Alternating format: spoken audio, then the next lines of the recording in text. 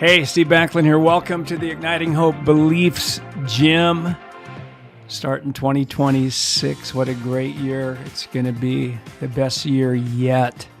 This is the year of the favor of the Lord. We love to work out our beliefs, and as we think about New Year's resolutions and what we want to change, certainly one of them is to keep strengthening our beliefs, working them out, because what we believe is more important than what we do. What we do is important, but it's not as important as what we believe. And we renew our mind again new with the beliefs that we have decided to believe.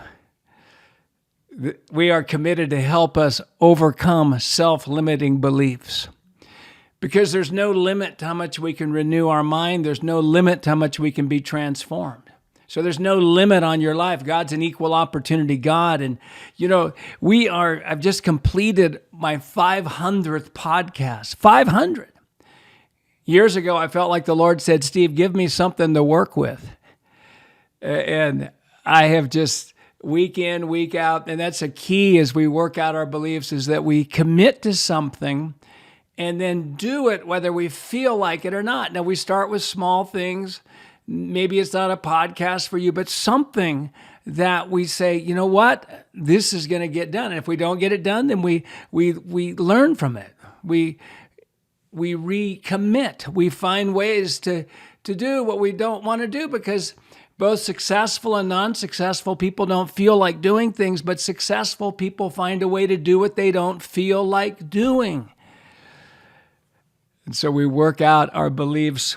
This message today is going to be a prophetic message. What I believe is a word for 2026.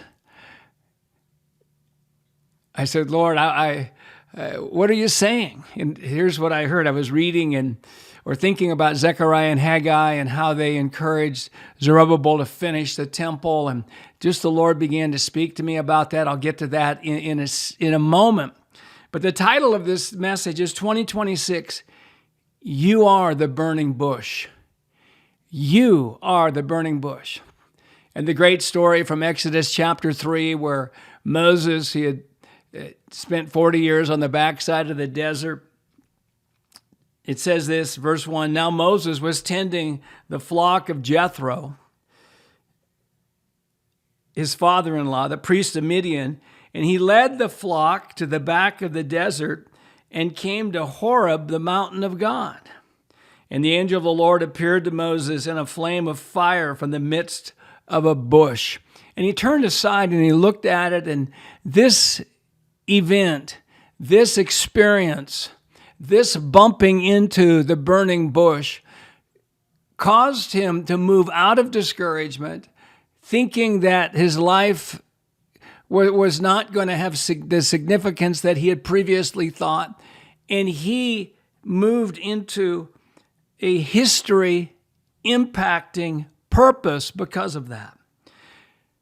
Again, as I pray about 2026, I am hearing it is the year of those who have become discouraged and stopped building will encounter us as their burning bush and get back into the game to fulfill their assignment.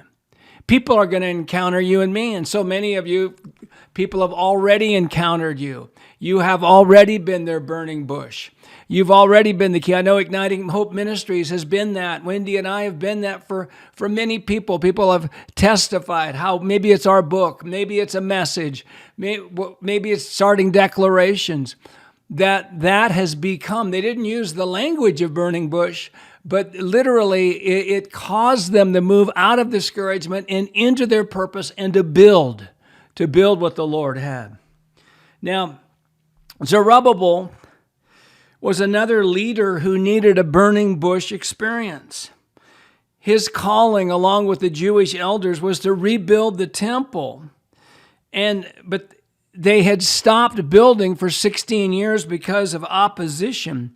And two burning bush prophets, Haggai and Zechariah, were used to empower him to build again. Listen to this in Ezra chapter 5, verses 1 and 2.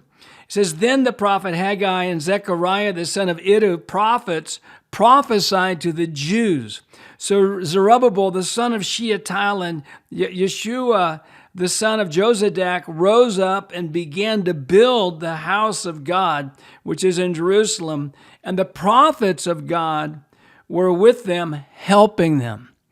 And then it goes on to say in the next chapter, chapter 6 of Ezra, verse 14, so the elders of the Jews built, and they prospered through the prophesying of Haggai, the prophet, and Zechariah, the son of Iddo, and they built it and finished it. Wow. It's so good. And not only are we to believe that this year we're going to have burning bush experiences, and by the way, I believe you are, that you're going to have burning bush experiences. You're going to run into people, books, encounters in prayer that are going to literally propel you out of any low-grade discouragement or high-grade discouragement in your life to build this year. But I want to focus in on this is a year where the Lord is going to use us.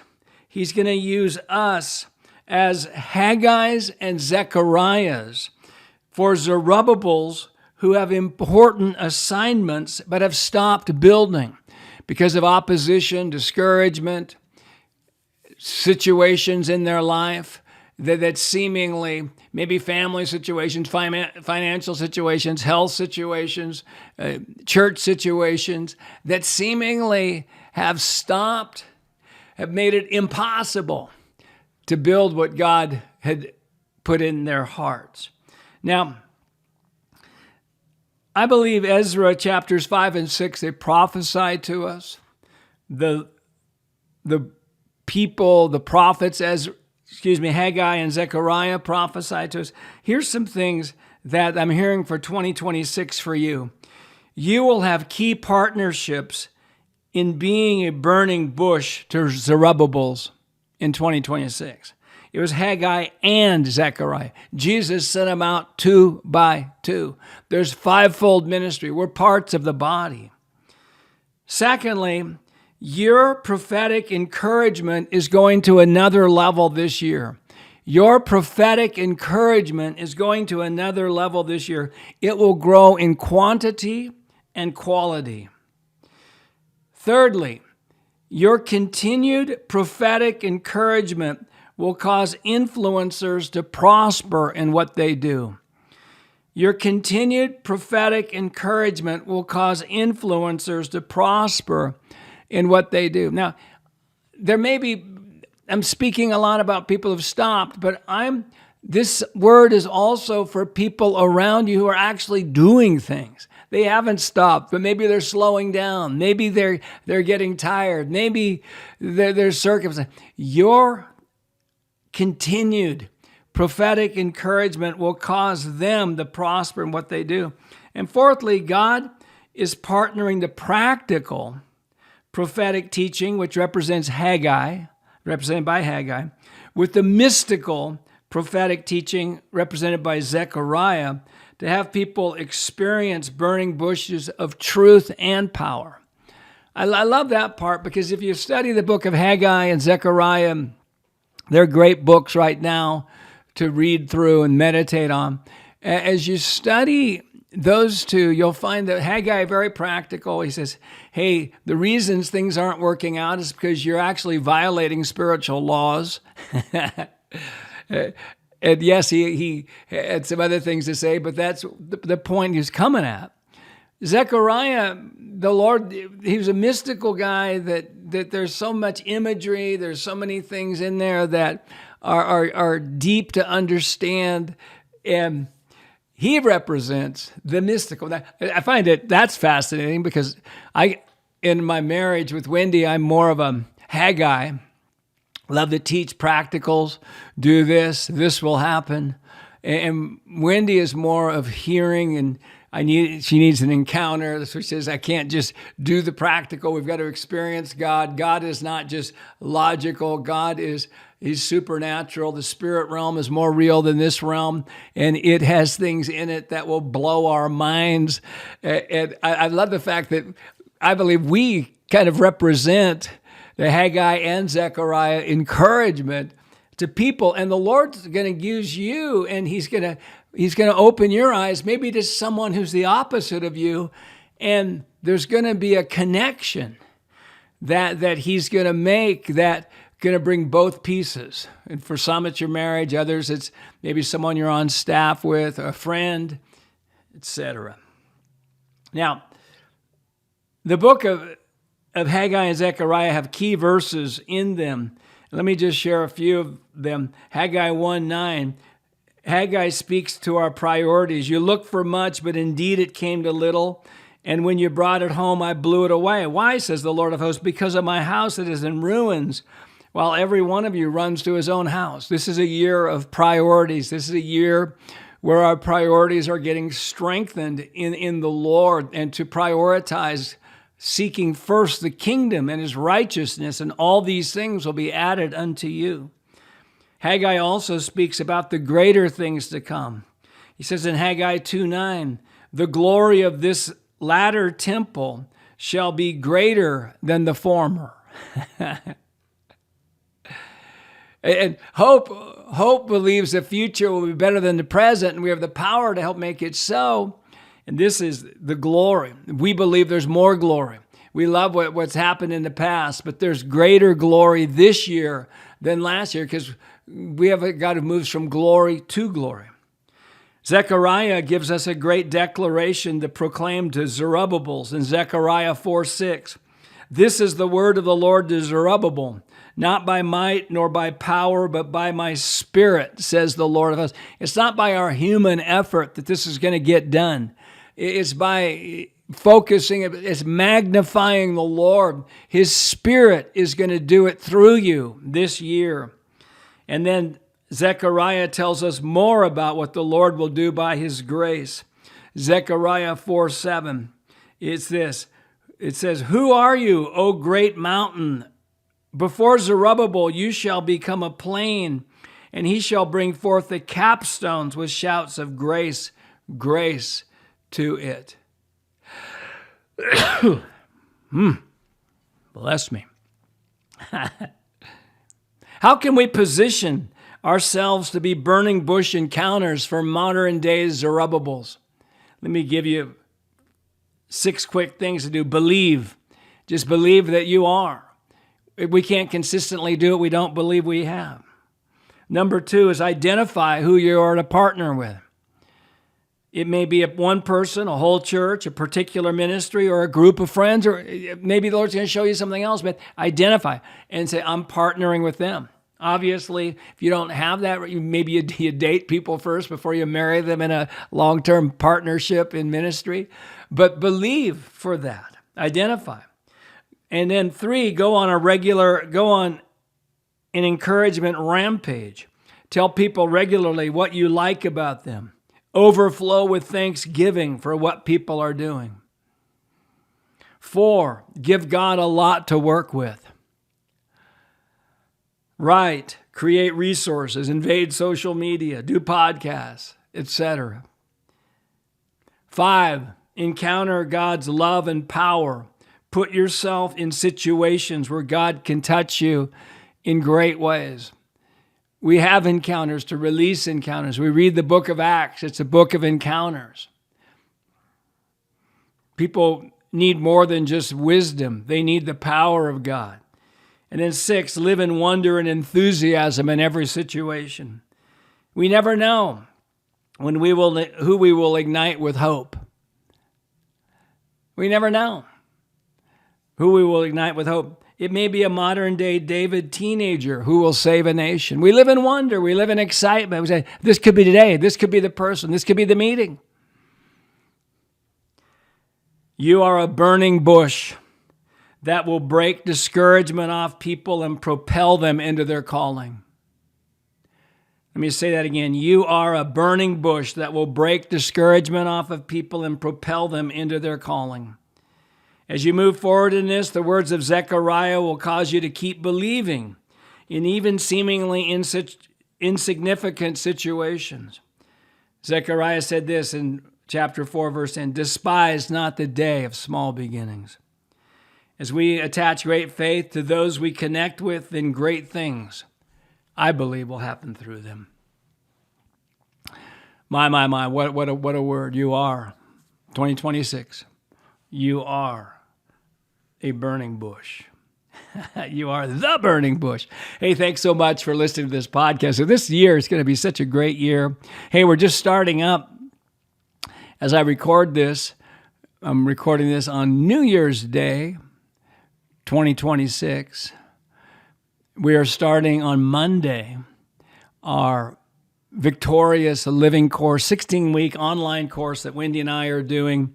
It's going to take my content of the 8 pillars of leadership, which is 8 pillars of victorious living, and mix that in with Wendy's great teaching on victorious emotions and her spirit realm emphasis, and then our team as well. And we're going to have our second-year Backlund Leadership Academy students are also going to be contributing into this, our team.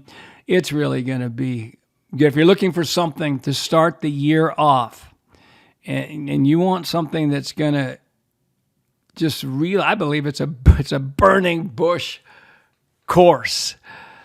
And ignitinghopeacademy.com. You can find out details about that. If you can't afford it, email us at info@ignitinghope.com and tell us what you can do. We never want finances to hinder somebody from being a part of this. I'll be in Caldwell, Idaho, where we moved. Great church, Valley Church here. I'm going to be speaking there. Wendy and I are on the, let's see, it would be the 8th. What is today? The 9th, 10th, and 11th. The 9th and 11th. I believe you have to look at your calendar. It's the second weekend in January. I should put these things in front of me. But I think you can figure that out. Wendy and I will also be in Powell, Ohio, near Columbus at the end of the month. I'll be in Germany beginning of February. I'll be in Raleigh, North Carolina area in March. And just you can go to our website, ignitinghope.com, find our itinerary where we're going to be. And hey, just thinking about this year, and on our website, we've got so many free resources. We have declarations on there that you just even do an experiment. Do a 30-day experiment, making at least 100 declarations a day. Find if you need declarations, again, our website has so many there. These podcasts, you can listen to them over and over again. I'm believing this is going to be a powerful year for you. Our hope level determines our influence level. He who has the most hope is the most influence. Burning bushes ignite hope. That's what we do. That's what you do. And we are here to ignite your hope. There's no hopeless situations. There's just people who do not hope. And once people get true hope, circumstances can't stay the same. Increasing hope is the evidence we're renewing our mind with truth instead of lies, and are going to experience transformation in the areas we're renewing our mind with. Decreasing hope is the evidence we're renewing our mind with lies and not truth, and creating negative strongholds like regret, victim mindset, disappointment, etc. And remember, too, the joy of the Lord is your strength. I don't need strength at the end of the battle. I need strength in the middle of the battle. I used to think, well, when all my uncertainties are over, when I'm completely satisfied about me, when all the people in my life are doing what I think they should be doing, when I have all the money I need, when I'm only hearing good news in the media, then I'll be joyful. Lord, you don't need strength then. You need strength now. By the way, if we're not joyful now, the chance of us being joyful in the future are slim. That's what the Lord said to me years ago. He said, He said, Steve, your lack of joy is a you issue, not a circumstantial issue. Oh, thanks, Lord. It always comes back to me. And for pretty much everybody listening today, or this season is just not a good season to be radically joyful. And I know there's seasons of mourning. I know there's seasons where, yeah, we're pressing in, but if we can't make mourning a lifestyle, grieving a lifestyle, processing what's wrong with us repeatedly a lifestyle. The joy of the Lord is our strength. A merry heart is good like medicine. If we want to be emotionally, physically strong, a merry heart is a key to that. And we increase joy through thanksgiving, focusing on what we have rather than what we don't have, by delighting in the Lord. The more we delight in the Lord is the more we're magnifying Him rather than magnifying the problem or our own responsibilities. Certainly we have responsibilities and we need help in areas. I get that, but as we delight in Him, we become childlike and we just get excited. Lord, I don't know how you're going to do it, but you're going to do it. I'm so excited to see what you're going to do. Thank you so much for being a part of our families. I do 50 more. I don't know, 50 more. Yeah, that's 10 more years of these. We'll see what happens. But thank you so much for the prayers, the support. You're my burning bush, so many of you. And thank you for prayers. Thank you for those of you who are vision partners. If you want to learn about being a vision partner, you can go to ignitinghope.com and find out about that. But we just are so thankful for all of you, and I just bless you. I bless your 2026. And, feel free to email us at info@ignitinghope.com if you're getting a prophetic word for us. That is all. We really value that. It's one of the things we renew our minds with is the prophetic words that have been given to us. And yeah, just feel free to do that. We bless you. Have a great, great week.